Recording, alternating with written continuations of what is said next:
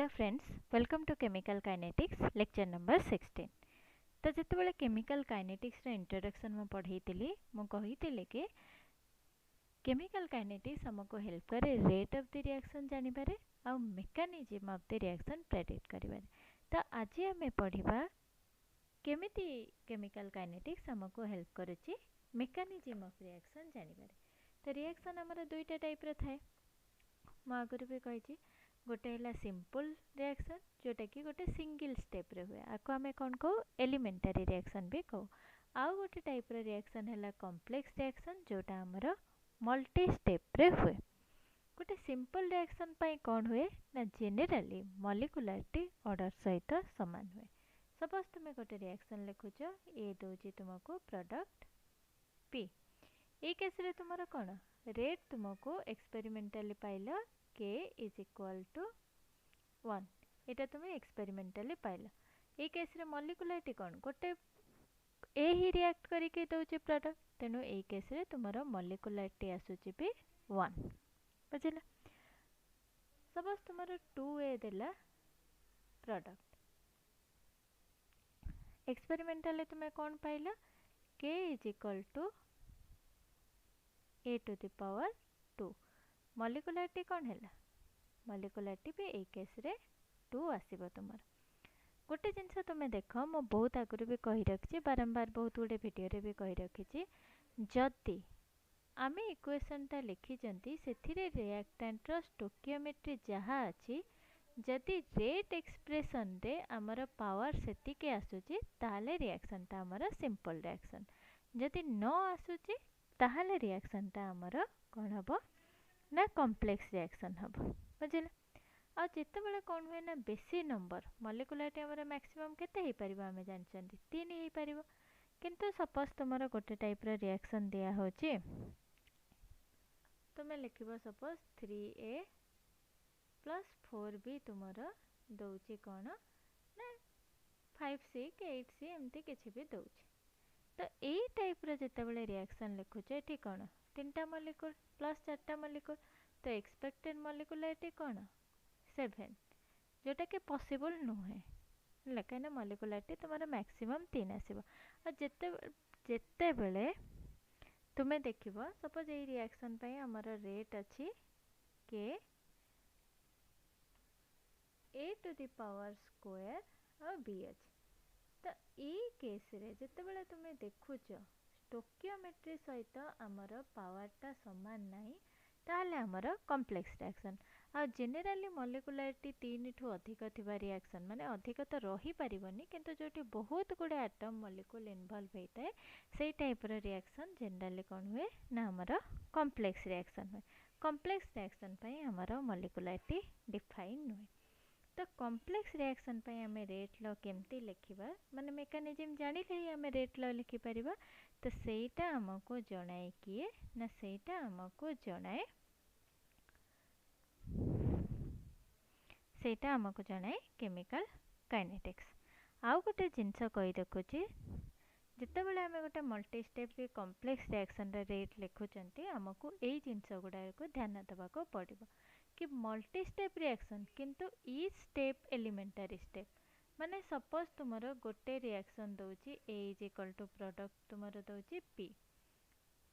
ए plus B तुमरो दउचंती product P.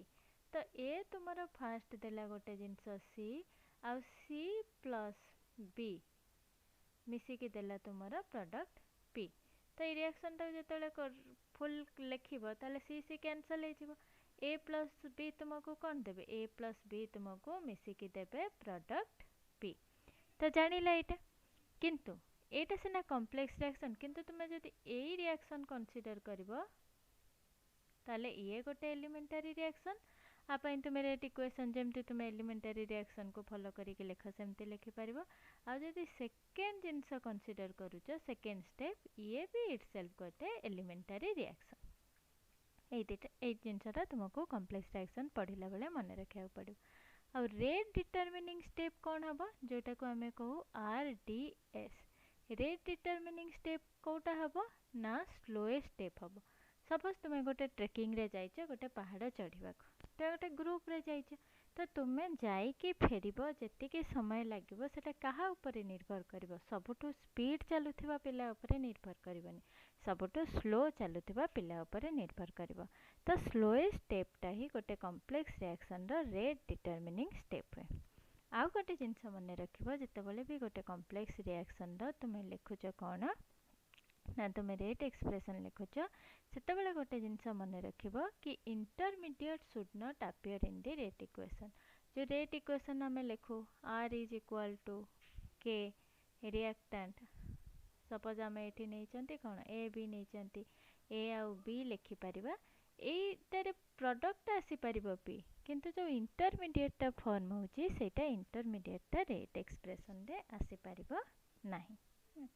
ये गोटे जिनस बुझा चाहिए जो स्लोएस्ट स्टेपटा कहीं रेट डिटरमिनिंग स्टेप तुम्हें जानव केमती ना स्लोएस्ट स्टेप कोटा ना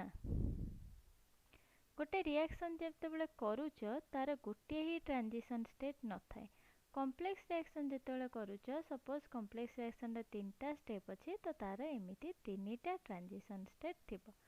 तो जो ट्रांजिशन स्टेट पाई एटा हला तुमरा TS1 स्टेप 1 पाई एटा हला तुमरा TS2 आउ एटा हला तुमरा TS3 जदि तुमरा तीनटा स्टेप अच्छी तो जहार एक्टिवेशन एनर्जी अधिका सेटा हबो तुमरा स्लोएस्ट स्टेप रिएक्शन। एटा गोटे सिंपल क्वेश्चन आसी पारे देई पारे गोटे कॉम्प्लेक्स रिएक्शन अच्छी तीनटा स्टेप रे होची स्टेप 1 2 3 आ 1 पई एक्टिवेशन एनर्जी एतिकी 2 पई एक्टिवेशन एनर्जी एतिकी 3 पई एक्टिवेशन एनर्जी एतिकी ताहले कोटा स्लोएस्ट स्टेप हबो बा को रिएक्टेंट नै कि तुमे रेट एक्सप्रेशन लिखिबो माने स्लो स्टेप नहीं कि रखिबो एटा क्वेश्चन रे आसी पारे। तो आमे केते गुडा एग्जांपल देखि नबा केमिति आमे आरडीएस को लिखिबा। दीटा केस अछि आरडीएस को लिखिया पई गोटे हला रेट लॉ ऑफ आरडीएस जदी हमर रेट डिटरमिनिंग स्टेप माने जदी हमर स्लोएस्ट स्टेप रे जदी थिबे हमर खाली रिएक्टेंट थिबो नहले प्रोडक्ट थिबो नहले किसी कैटालिस्ट जदि आम नहीं कैटालिस्ट देव ताहले रेट ऑफ आरडीएस हमर कौन हम ना हमर रेट ऑफ रिएक्शन हम। गोटे एग्जांपल नहीं दिया सपोज आम नेले 2NO2 2NO2 प्लस आम एथिरे ऐड कले कौन F2 ऐड कले F2 ऐड कला परे ये हमको देला कौन 2NO2F एटा जमती देखुचे रिएक्शन टा सेमती नुहे एटा दीटा स्टेप रे हुए। फर्स्ट स्टेप रे कौन हुए ना गोटे NO2 मॉलिक्यूल F2 सहित रिएक्ट करे F2 सहित रिएक्ट करके से कौन दिए ना सी दिए तुमको NO2F आ सेकेंड स्टेप रे कौन हबो NO2F दबा प्लस एठी गोटे कौन रहबा तुमरा फ्लोरीन रहबा। सेकेंड स्टेप रे कौन हबो ना ए जो NO2 टा गोटे बळी थिबो से फ्लोरीन सहित रिएक्शन करके दबो कौन दबो NO2F। तो एठी दीटा रिएक्शन अछि माने दीटा रेट कांस्टेंट पे रहबा गोटे हला K1 आ गोटे K2। तो हमको दिया हे जाइथिबो कि रिएक्शन रे जो दीटा स्टेप होची ए फर्स्ट स्टेप टा होची हमर स्लो आउ ए सेकेंड स्टेप टा होची हमर फास्ट। तो आमे रेट ए जो रिएक्शन टा पई आमे रेट लिखिबा को रिएक्शन पई ए कंप्लीट रिएक्शन पई लिखिबा 2NO2 plus F2 is equal to 2NO2F किंतु कोन आमे फास्ट देखिले केतेटा स्टेप देकी जानुची तापरे सेकेंड जानिले कोन स्लो स्टेप आमो कोन कहिची ना स्लोएस्ट ईच गोटे कॉम्प्लेक्स रिएक्शन रे जो ईच स्टेप ताको आमे एलिमेंटरी स्टेप हिसाब रे कंसीडर करि परिबा आ स्लो स्टेप ता हबो रेट डिटरमिनिंग स्टेप। ता माने कोन ई जो स्लो स्टेप रो रेट केते हबो K NO2 F2 बुझी पाला जिनस सुनो फास्ट गोटे कॉम्प्लेक्स रिएक्शन लिखिला तार ईच स्टेप को लिखिला ई स्टेप रो जोटा स्लो स्टेप ताको धरिबो कहने सेटा ही रिएक्शन पई रेट डिटरमिनिंग स्टेप। तो आमे स्लो स्टेप को धरि नेले आ स्लो स्टेपटा होची कौन ई स्टेप होची हमर गोटे एलिमेंटरी रिएक्शन तो एलिमेंटरी पाई रिएक्शन पाई हमें जतले रेट लिखंती कौन लिखंती हमें जहाँ भी स्टोकियोमेट्री थाए रिएक्टेंट रो से stoichiometry power लिखंती rate expression eighty stoichiometry केते अछि 1 1 तो आमे कौन लिखले rate is equal to K NO2 to the power 1 F2 to the power 1 ता ऑर्डर केते हला रिएक्शन रो टोटल ऑर्डर हला 1 + 1 2 बेले बेले पिला एटी भूल करंती ऑर्डर 1 लिखि देकी पळे आसंती तो एटा गोटे केस सेकंड केस हमें कौन जानिबा ना सेकंड केस अछि आरडीएस जते बेले इंटरमीडिएट थिबो हमें गोटे कॉमन एग्जांपल नबा एग्जांपल हला 2O3 दोची हमको कोना 2O3 रो हमको आसीबो 3O2 तो ये दीटा स्टेप ही के हुए फर्स्ट स्टेप रे कौन हुए हमरो O3 टा इक्विलिब्रियम रे रहे कहा सहित O2 प्लस ऑक्सीजन सहित हैला सेकंड स्टेप रे कौन हुए नै जो ऑक्सीजन से आउ गोटे O3 दीटा O3 नै जन ना आउ गोटे O3 सहित रिएक्शन करी के दिए कौन 2O2 तो एठी हमें तीनटा रिएक्शन होची एटा हला K1 forward reaction backward reaction पे ये हला K2 आ गोटे फाइनल रिएक्शन पे हला K3 एठी हम कोन कहै छी ए जो फर्स्ट स्टेप टा होची हमर कोन फर्स्ट FIRST लिखिबनी FAST फर्स्ट आ ए स्टेप टा हला स्लो हमको दे दे छी तो हमें रेट ऑफ द रिएक्शन हमें लिखिया को बतले ए रिएक्शन हमें कोन करबा कंसीडर करबा स्लो स्टेप को स्लो स्टेप हला O आउ O3 1 एटा हला रेट किंतु कौन होचे ना हमर गोटे रूल अछि कि इंटरमीडिएट रही परिबो नाही रेट इक्वेशन रे तो हमर जो इंटरमीडिएट टा अछि ओ इंटरमीडिएट काई ना एटा गोटे रे अपियर होचे गोटे रे डिसअपियर हो जाउचे तो एटा जो इंटरमीडिएट टा को हमें रखि परिबा नाही रेट एक्सप्रेशन रे तो इंटरमीडिएट टा को हमको हटेबा को पड़िबो इंटरमीडिएट को हमें केमते हटेबा ना आमे कोन जानि चंती एटा हमर गोटे इक्विलिब्रियम रिएक्शन ना आमे कोन जानि चंती जते बेले हमें इक्विलिब्रियम रिएक्शन लिखु चंती हैला तार जो इक्विलिब्रियम कांस्टेंट कोन हबो ए जो कैपिटल के नो जे एटा हला इक्विलिब्रियम कांस्टेंट सेटा हला हमर O2 ओ प्रोडक्ट रा कंसंट्रेशन डिवाइडेड बाय कोन ना रिएक्टेंट रा कंसंट्रेशन रिएक्टेंट के O3 तो एठो जदि O रा कंसंट्रेशन मते लिखिया को पड़े मु कोन लिखि परिबी equilibrium constant into O3 divided bye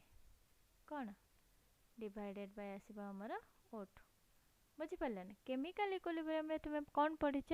equilibrium constant is equal to product रा कंसंट्रेशन डिवाइडेड बाय रिएक्टेंट रा हमर कंसंट्रेशन प्रोडक्ट रे के अछंती O2 आ O अछन तो O2O लिखिला divided by O3 O3 टा एपट को आसी गला KO3 is equal to O2 into O ताले O रा कंसंट्रेशन केते हबो KO3 डिवाइडेड बाय O2 ताको में एठी पकेला तो एटा हमर थिला कोन रेट एक्सप्रेशन रा कांस्टेंट प्लस इक्विलिब्रियम कांस्टेंट रे कैपिटल के O बदले रे तुमे कोन लिखिला ये जो स्लो स्टेप जे तो एठी तुमे लिखिछ K3 K3 equilibrium constant K into कोन हबो एटा O3 डिवाइडेड बाय O2 बा तुमे ता कोन लिख परिबो O2 to the power -1 plus केते इनटू केते रहिला ए O3 टा ए O3 रहिला तो ए जो K3 इनटू K ताको तुमे गोटे नुवा कांस्टेंट लेख K4 लेखिनी हैला K4 O3 O3 2 टाइम्स आओ O2 माइनस तो तुमे जानी गलो गोटे माने केमिति कोन लेखिया को हुए रेट एक्सप्रेशन गोटे कॉम्प्लेक्स रिएक्शन पई ए वीडियो रे हमें जानी गले सपोज आमको देनी फास्ट स्टेप कोटा और स्लो स्टेप कोटा सेतेबेले आमे रेट इक्वेशन केमती लिखिबा सेटा आमे नेक्स्ट वीडियो रे जानिबा। नेक्स्ट वीडियो रे जानिबा और सेटा गोटे अप्रोक्सीमेशन द्वारा लिखा जाए जोटा को आमे को स्टेडी स्टेट अप्रोक्सीमेशन। एटा तुमर सिलेबस रे नथिबो स्टेडी स्टेट अप्रोक्सीमेशन, किंतु जेतोले आईआईटी जेई रो क्वेश्चन तुमे करिवो जति तुमे आईआईटी जेई कि किछि भी माने भलो एग्जाम पय अपियर हबा को चाहूचो ताले स्टेडी स्टेट अप्रोक्सीमेशन रो क्वेश्चन आसीबार चांस अछि। आज पय एतिके वीडियो भल लागिले लाइक तो करिवो, कमेंट करिवो आ निज सांग मान सहित शेयर भी निहाती करिवो। आज पय एतिके, थैंक यू।